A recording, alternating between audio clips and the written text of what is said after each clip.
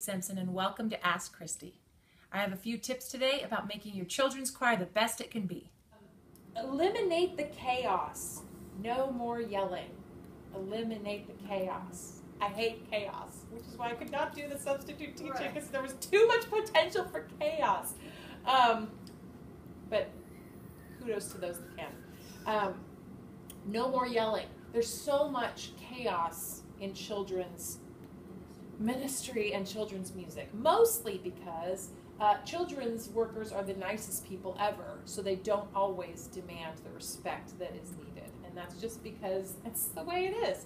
The people that work in children's stuff are usually the sweetest, nicest people, and who don't always know how, or don't have the teacher training to know how to just ask for simple, classroom management type stuff. So you want to stop the yelling, because then what happens is that everything goes crazy and they feel like they have to yell, and then you've just got yelling and chaos and nothing works, which I hate. So I have 3 things that will solve this for you. Pacing is key. Dead time is the enemy. Pacing.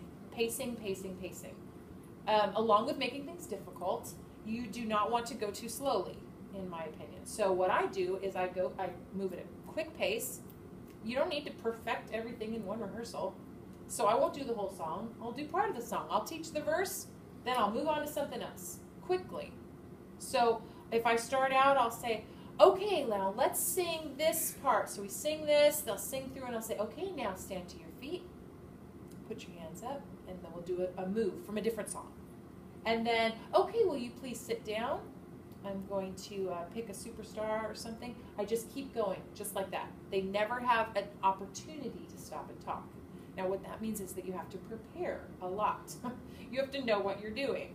Some of us can fake it. I can fake it, especially when I've written it myself, so I'm a little more familiar. But you have to have a lot of options down there. Like, I can do this, I can do this, I can do this.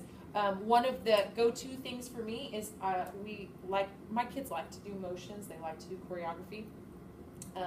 We do some choreography movement things. So if they're talking, or if we're just starting out, I'll say, okay, everybody, do what I do. I'll usually have them stand. I'll say, okay, put your hands up. And then they mirror me. And they're immediately quiet. You didn't even have to ask them to be quiet.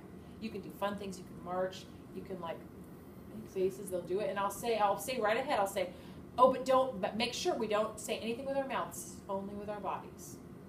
And I'll say, okay, now sit down, turn to page 30. Lots of things. Pacing is key.